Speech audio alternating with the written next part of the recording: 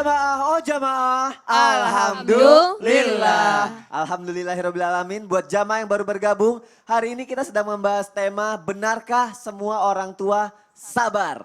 Benarkah? Kita lihat artikel yang berikut ini. Langsung aja aku bacain ya. Bocah 11 tahun di Cisoka diduga jadi korban kekerasan orang tua asuh. Lagi-lagi korban kekerasan. Aku jadi tertarik dengan pembahasan ini. Aku mau nanya sama Ustadz Syam. Ustadz, tadi Ustazah Sifa sempat menyinggung-nyinggung mengenai toxic parents, toxic relationship semuanya. Dari toxic ya. Dari toxic semuanya. Sebenarnya, dan itu juga viral istilah-istilah seperti itu.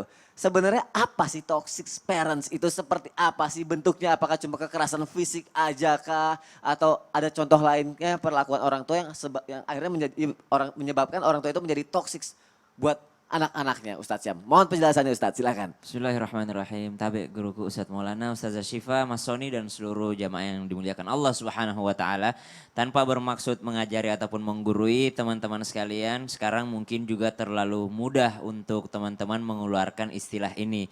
Dikit-dikit ngatain orang tuanya toksik. Orang tua gue toksik banget soalnya, orang tua gue toksik banget. Padahal orang tuanya adalah orang tua yang masih dalam batas kewajaran dalam mendidik anak-anaknya. Kan dalam usia remaja atau menuju dewasa kadangkala kita nggak mau dikekang.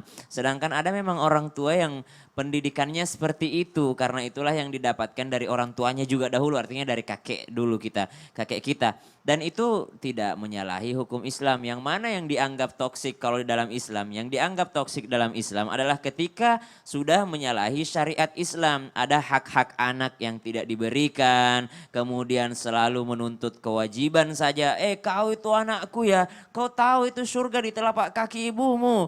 Kau tahu itu hartamu dan dirimu adalah milik bapakmu. Kalau sudah seperti ini kemudian menuntut, banyak menuntut. Maka kalau dalam ilmu parenting tanpa bermaksud menggurui dan mengajari, ini sudah termasuk yang namanya toksik, selalu menuntut daripada anaknya. Yang kedua, selain suka menuntut, yang kedua adalah kurang menghargai apa yang didapatkan oleh anaknya. Jadi selalu dibanding-bandingkan gitu loh. Seperti kasus yang pertama tadi.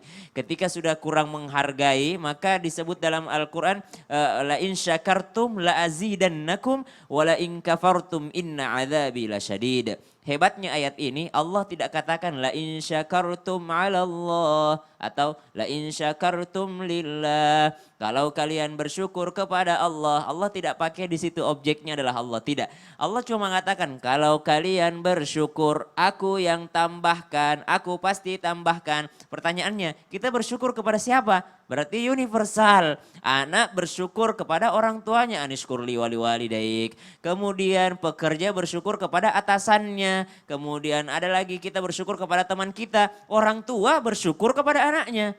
Orang tua karena bukan hanya anak yang tidak bisa hidup tanpa orang tua. Orang tua pun kadangkala aku rela mati Ustadz, yang penting anakku makan. Aku nggak apa-apa lapar, yang penting anakku makan. Berapa banyak orang tua yang seperti itu. Berarti dia juga tidak bisa kehilangan anaknya gitu. Jadi artinya bersyukur juga karena kehadiran anak. Bukan main banyaknya pertanyaan yang mengatakan udah berapa anaknya. Dia juga tidak, dia juga butuh kepada anaknya gitu. Makanya la in syakartum di sini bersyukur atau yang namanya menghargai anak. Karena tidak semua Allah berikan kecerdasan yang sama. Tidak semua anak itu sama kecerdasannya. Allah kasih misalnya yang satu jago hafal Quran. Yang satu jangan dipaksa hafal Quran kalau memang tidak bisa. Jangan disamaratakan, anaknya ini hafal Quran, kok juga harus hafal Quran. Memang Allah mudahkan Al-Quran, tapi tidak semua harus yang namanya menjadi seorang hafidh Al-Quran. Pada masa Rasulullah SAW ada yang dikatakan Abu Bakar As-Siddiq rajin, ibadahnya kuat. Tapi ada juga sahabat yang mungkin sholatnya nggak kuat, sedekahnya kuat. Ada juga yang sedekahnya kuat, mungkin nggak kuat puasanya. Beda-beda orang, makanya pintu surga ada 8 karena beda-beda kelebihan orang. Ya. Oh berarti toxic itu bisa dibilang nyerang psikologis anak dong ya? Bukan hanya fisik. Bukan Kalau hanya fisik udah fisik ya, jelas. mentalnya Kalau fisik semua mah udah ya. jelas. Makanya kami nggak bahas tentang fisik karena jelas itu udah tanpa Al-Quran pun, tanpa hukum dari Allah pun udah jelas-jelas salah. Iya. Aku sendiri jadi banyak yang harus dipelajari nih karena Benar. ya masih banyak yang salah. Tapi terima Siap. kasih Ustadz Syam untuk penjelasannya, Masya Sama-sama Allah. Mas Soni. Aduh, benar gak sih ternyata ya memang orang tua gak sepenuhnya benar. Kadang orang tua suka ngerasanya benar aja. Baik deh, kita benerin tingkah laku kita terhadap anak kita mulai pagi hari ini. Ada lagi artikel, ini masih mengenai seorang ibu yang tega membiarkan anaknya dimakan hewan. Astagfirullahalazim. Astagfirullahalazim. Ya Allah, bacanya miris banget Saya Ustadz. merinding Mas Sony. Iya, Ustadz Maulana. Apakah seperti itu harusnya orang tua gitu? Kan seharusnya orang tua kan kasih ibu kepada anaknya luas ya sebenarnya. Tapi apakah ini balik lagi ke kesabaran orang tua? Sebenarnya Ini berita baru ya? iya ini aku baru tahu makanya semiris ini. Emang sebenarnya orang tua tuh ada batas kesabarannya apa enggak sih sebenarnya Ustadz Maulana sampai harus seperti ini? Aku mohon penjelasannya dari Ustadz Maulana. Silakan Ustadz. Ya, bismillahirrahmanirrahim. Masya Allah, tabarakallah, nauzubillah min zalik. Ngiris ya dengarnya. Sosok ibu yang dikenal dengan kasih sayang. Sosok ibu yang rela mengandung 9 bulan. Itu luar biasa. Nah, kita berpaling dari situ dulu. Karena mohon izin itu di luar dari nalar itu. Tidak semua wanita seperti itu. Itu tidak, karena bukan lagi manusiawi. Karena hewan saja disebutkan mengangkat kakinya takut dia injak anaknya karena bentuk kasih sayangnya. Nah kalau tadi ini ya susah untuk dikomentari ya karena di luar dari nalar. Mungkin harus diperiksa orang tuanya fisiknya. Apa namanya? Kejiwaannya ya. Kejiwaannya. Nah pertanyaannya Adang apakah ini ada batas kesabaran orang tua? Kalau berbicara tentang sabar, sabar itu Allah itu kasih ujian hambanya sesuai porsinya. La yukallifullahu nafsan illa usaha. Memang itulah. Jadi kalau sebenarnya bukan sabar yang ada batasnya. Anda yang punya batas. Anda yang tidak bisa mengendalikan diri. Mohon maaf. Makanya sabar yang di sini yang terbatas ini ketika keimanan itu yang diuji. Wah, ini tidak bisa tolerir itu. Tolerir ya, tolerir. Wah, tidak bisa karena ini sudah berkaitan dengan keimanan. Ada namanya giro. Ini. Karena hati-hati ketika sudah meranda pada akidah, meranda pada keimanan, merusak keyakinan, orang tua tidak bisa tolerir sama anak. Sabar sih anak-anak, maaf ya pipis di celananya. Ada nggak ibu ketika gendong anaknya pipis anaknya dia, apa sih pipis? Enggak. Enggak. Ada enggak orang, tapi dalam hal ini mungkin dia peluk atau dia jagain, dia harus menjaga anaknya. Tapi dalam hal tentang keimanan tidak bisa ditolerir. Karena ini anakmu yang sejalan denganmu. Ketika Nabi Nuh alaihissalam melihat anaknya, anakku yang kata Allah itu bukan jadi yang bukan anakmu lagi, sejalan. Apalagi yang kalau sudah berkaitan dengan syariat. Banyak orang tua berkata begini, kasihan anak baru tidur jadi tidak dibangun salat subuh. Itu tidak bisa, tidak boleh. Orang tua harus membangunkan anak salat subuh. Pertanyaannya, kalau ada kebakaran di rumah dibangunkan enggak anaknya? Dibangunin karena lagi kebakaran dia lagi tidur. Ya. Ini salat. Perintah salat harusnya anak dibangunin. Tidak ada kasihan. Tidak ada kasihan begituan. Ya. Harus salat, harus puasa dan sebagainya. Ini maaf, bukan lagi berbicara masalah. Karena ini adalah batasnya adalah karena sudah menyenggol pada syariat. Dan apalagi tentang kesyukuran, pemanfaatan, anak-anak dengan sengaja buan-buan makanan. Itu bukan lagi kesabaran, harus diberitahukan. Sabar saya. Tidak bisa, harus disampaikan. Karena ini jangan sampai nanti akan jadi kebiasaan. Aduh, semoga nggak ada lagi kasus-kasus kayak tadi ya Ustadz ya. Kalau Ya yang Allah. tadi ya kita harus periksa kejiwaan periksa orang tuanya. kejiwaannya, Saya nauzubillah. dapat juga berita ini, tapi apakah berita ini sama dengan yang saya dapat Ya. itu? Sampai anaknya itu yang di anjing Aduh. didapat di kebun. Ya Allah aku, aduh miris banget Ya. dan bacanya juga Kemudian emosi. dicari siapa orang tuanya ini yang Ya, ternyata ada alasannya tapi aku nggak usah bahas. Ya baik, terima kasih Ustadz Maulana. Semoga juga pihak yang berwajib bisa menghukum dengan baik. Kesabaran gak ada batasnya, tapi kita yang punya batas. Jangan sampai kita bertindak di luar batas kita. Ya Allah. Baik, ada pertanyaan lagi yang masuk ke media sosial Islam itu Indah. Akan aku bacain lagi. Maaf ya, jadi agak emosi baca yang tadi. Ya Allah, astagfirullahaladzim. Baik, ini dari Hasan MHBTN. Assalamualaikum Ustadz. Saya ngalamin banyak kekerasan dari bapak saya. Dari mulai dilempar, dipukul, dikatain dengan kata-kata yang sangat kasar. Walaupun di tempat umum. Dan perlakuan kasar lainnya. Ayah saya juga sering meninggalkan sholat dan kalau sholat pun cepet banget kayak gak baca doa. Nah pertanyaan saya, Bagaimana agar ayah saya berubah, dapat hidayah. Dan bagaimana saya mengingatkan ayah saya supaya sholatnya benar tanpa membuatnya marah. Mohon dijawab ya Ustadz. Wassalamualaikum warahmatullahi wabarakatuh. Saya jadi agak sedikit Tapi ketawa. itu bukan telepon dari anak saya Bukan, kan? ya, Itu ya. bukan dari anak saya kan? Aku nahan ketawa gara-gara katanya Nggak bacaan. pernah kan Ustadz nggak pernah kata-kata kasar. Nggak Ustadz pernah. lembut sama Nggak, anak-anaknya. bacanya aja yang Kalau sholat sholatnya cepet ya. ngebut Kalau saatnya yang cepat. Ya Allah. Baik, untuk ini berhubungan dengan pertanyaan aku tadi juga Ustazah Syifa. Bagaimana nih cara menghadapi orang tua yang gemar melakukan kekerasan terhadap anaknya? Iya, Silakan izin Ustazah Ustadz Syifa. Maulana, Ustadz Syam. Masya Allah, tabarakallah, jamaah sekalian Islam itu indah yang ada di rumah, khususnya ibu-ibu yang sedang nonton ini ya. Ya, kadang kita sebagai orang tua seringkali khilaf, tidak pengen kasar kepada anak, tapi keadaan yang memaksa kadang-kadang keceplosan, ya. Anak nggak mau makan, susah banget makannya. Nah itu main kekerasan fisik. Ada lagi kekerasan emosional tadi ya, dengan ngata-ngatain, ngejek anak depan umum, anaknya udah cakep-cakep, namanya depan umum dipanggil, cilok, sini cilok katanya. Cilok. Nah kan ada yang begitu ya. Jadi sama anak sendiri itu panggilannya tidak menunjukkan teladan yang baik, menunjukkan doa. Jadi ada banyak hal yang bisa kita lakukan, bagaimana cara menghadapi orang-orang tua yang seperti ini. Yang tadi disebutkan, kita lagi ngomongin toxic relationship ya.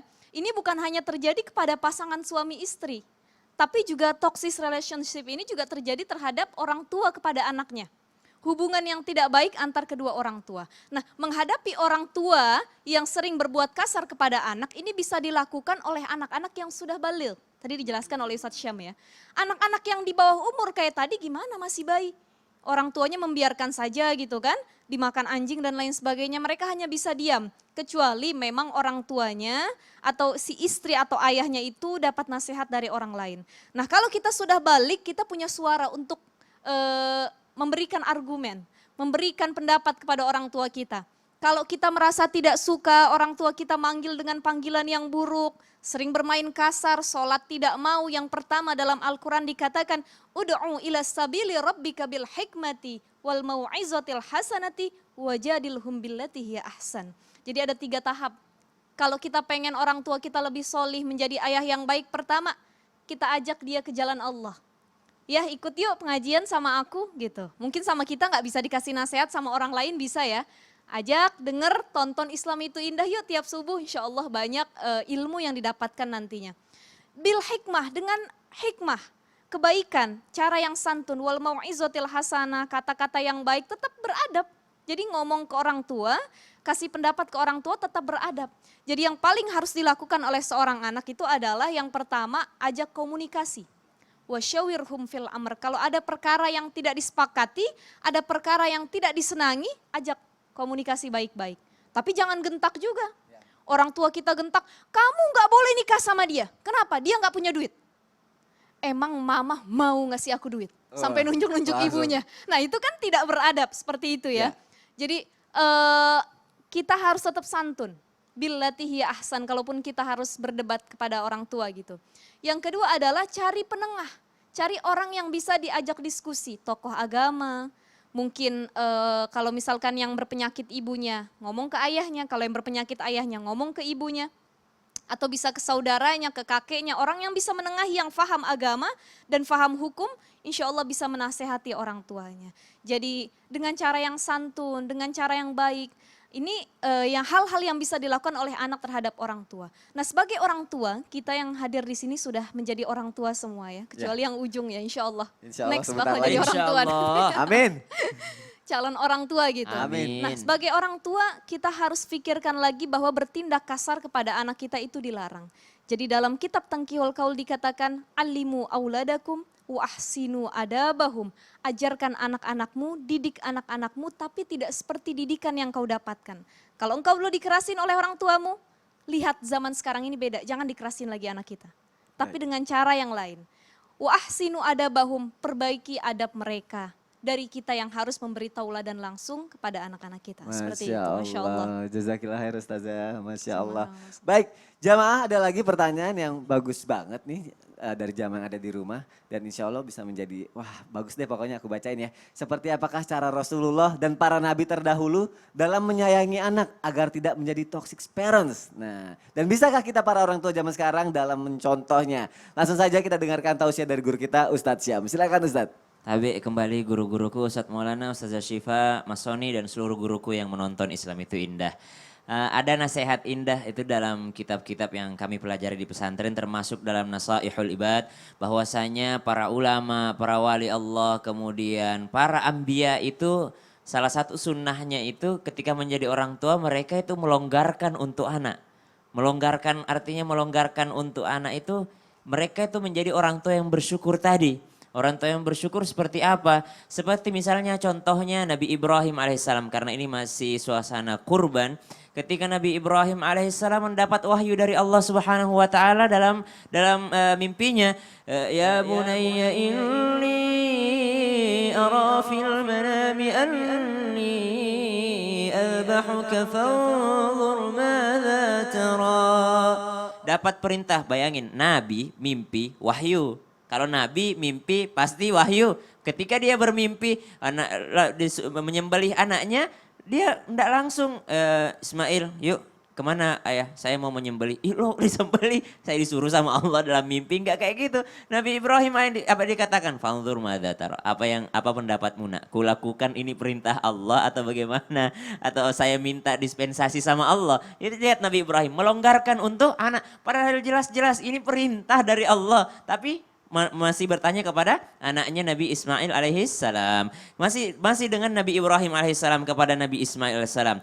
Kita tahu yang namanya Hijr Ismail pada bangunan Ka'bah itu adalah bekas bangunannya Nabi Ismail alaihissalam ketika membantu ayahnya membangun Ka'bah. Makanya nggak sampai ke atas, tingginya beda gitu. Itu bekas Nabi Ismail alaihissalam membangun ketika pada saat itu.